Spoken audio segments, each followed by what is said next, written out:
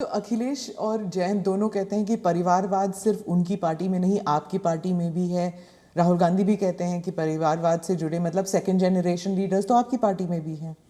बहुत बहुत फर्क है। ये फर्क, अच्छा सवाल पूछा आपने। मैं थोड़ा विस्तार से जवाब दूंगा, बुरा मत मानिए। लेकिन देश की जनता को मैं झूठ के सामने सत्य समझाना चाहता हूं।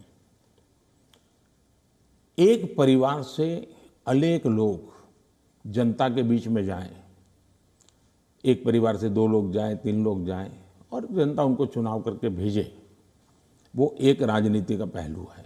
लेकिन दूसरा, एक परिवार के लोग ही उस पार्टी के अध्यक्ष बने, उस पार्टी के ट्रेजरर बने, उस पार्टी का पार्लियामेंट्री बोर्ड बने। पिताजी अगर नहीं कर सकते हैं तो बेटा अध्यक्ष बने, बेटा नहीं कर सकता है और बूढ़ा हो गया है तो उसका बेटा अध्यक्ष करे, पिता नहीं रहे तो पुत्र करे। ये जो विरासत और वारसा बारिश के रूप में चल रहा है, डायनेस्टी के रूप में चल रहा है, कोई डायनेमिक्स है ही नहीं, ओनली डायनेस्टी। ये जब बनता है, पार्टी परिवार की बन जाती है। और आप देखिए हिंदुस्तान की बर्बादी कहां से हो रही है। जम्मू कश्मीर से शुरू करिए, 2 पार्टियां मेन रही वहां, दोनों परिवार की पार्टियां हैं। अभी तक उसका कोई नया नेता देखा ही नहीं। आज देश में जो 18 से 40 साल की उम्र के लोग हैं, उन्होंने इन पार्टियों के जितने नेता देखे, एक ही परिवार के देखे हैं। दोनों पार्टी, पंजाब में देखिए परिवार वाली पार्टी, आप हरियाणा में देखिए परिवार की पार्टी, उत्तर प्रदेश देखिए परिवार की पार्टी, झारखंड देखिए परिवार की पार्टी, आप तमिलनाडु में जाइए परिवार की पार्टी। ये परिवार ही पार्टी चलाता है। परिवार जो चाहे उनका भला। ये लोकतंत्र के लिए बहुत से बड़ा खतरा है। एक पार्टी के 2 लोग अगर एमएलए बन गए, एमपी बन गए, तो वो पार्टी परिवार की नहीं बनी है। और ये दोनों को फर्क समझना होगा। कोई ऐसा कह करके इतने बड़े पाप से भाग जाए, ये नहीं चल सकता है। और मेरा मत है, परिवारवादी पार्टियां लोकतंत्र का सबसे बड़ा दुश्मन है, क्योंकि लोकतंत्र के मूलभूत सिद्धांतों को ही वो नकारता है। दूसरा, जब परिवारवादी राजनीति चलती है, परिवार ही सर्वोपरि होता है। परिवार को बचाओ, पार्टी बचे या न बचे, परिवार को बचाओ, देश बचे या न बचे, ये जब होता है तब सबसे पहले कैजुअलिटी कौन सी होती है? परिवारवादी राजनीति में कैजुअलिटी कौन सी होती है? बेटा जैसा भी होगा लेकिन वही अगला अध्यक्ष बनेगा। तब सबसे बड़ी कैजुअलिटी टैलेंट की होती है। और सार्वजनिक जीवन में जितनी ज्यादा अधिक टैलेंट आए बहुत जरूरी है। इसलिए राजनीतिक दलों का लोकतांत्रिकरण ये बहुत आवश्यक है। परिवारवादी पार्टियां नए अच्छे नौजवानों को राजनीति से आने से रोकते हैं।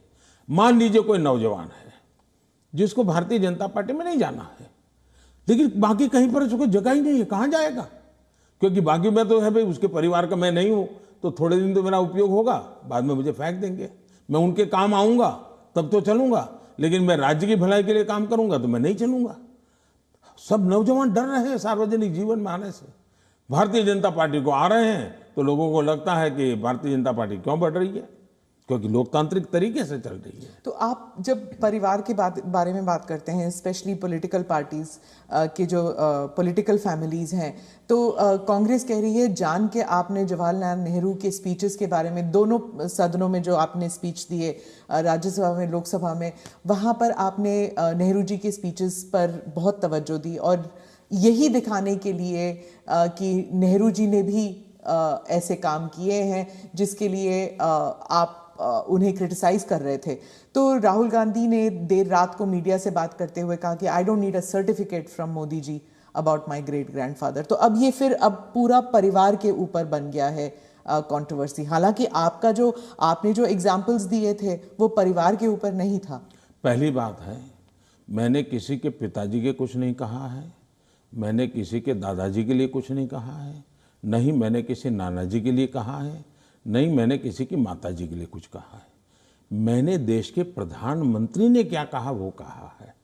और सरकार एक कंटिन्यूटी होती है, और इसलिए एक प्रधानमंत्री के ये विचार थे, तब क्या स्थिति थी, आज के प्रधानमंत्री के ये विचार है, क्या स्थिति है, और देश का ये हक बनता है।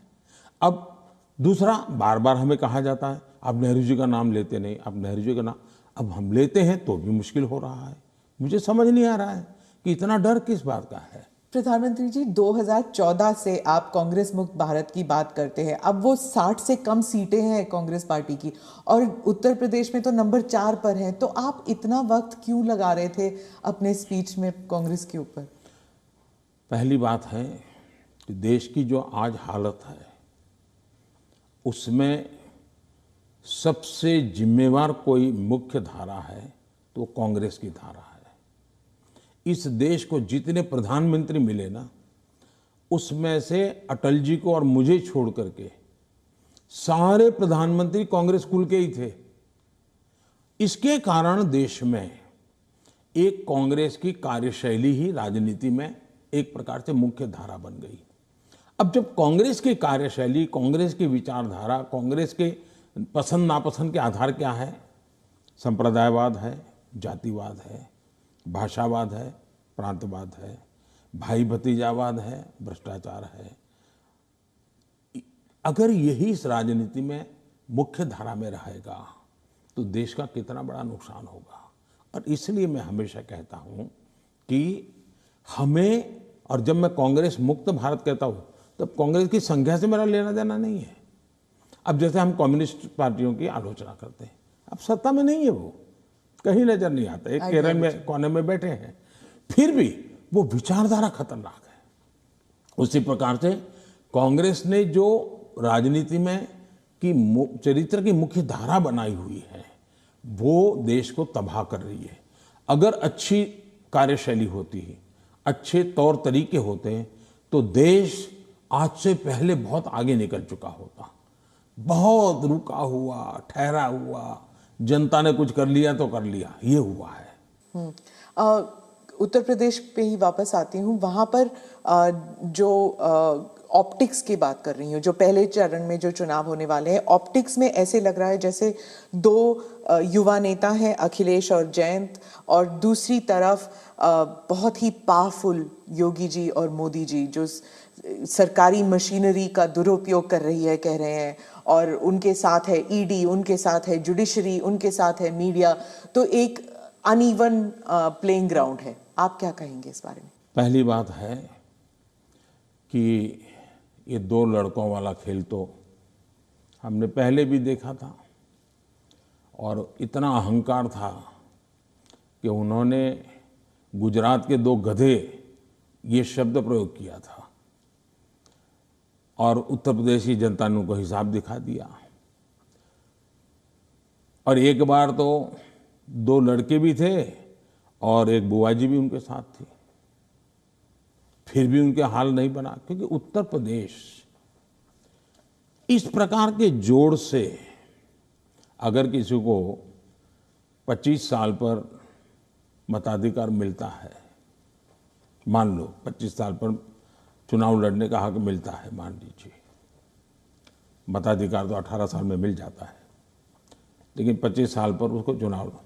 लेकिन कोई पिताजी ऐसा कहे कि देखो मेरा ये बेटा है वो 10 साल का है, ये बेटा है 15 साल का, दोनों 25 के हो गए, उनको चुनाव लड़ने दो, तो कोई लड़ने देगा क्या? तो इस प्रकार के मेलजोल से चलता है क्या?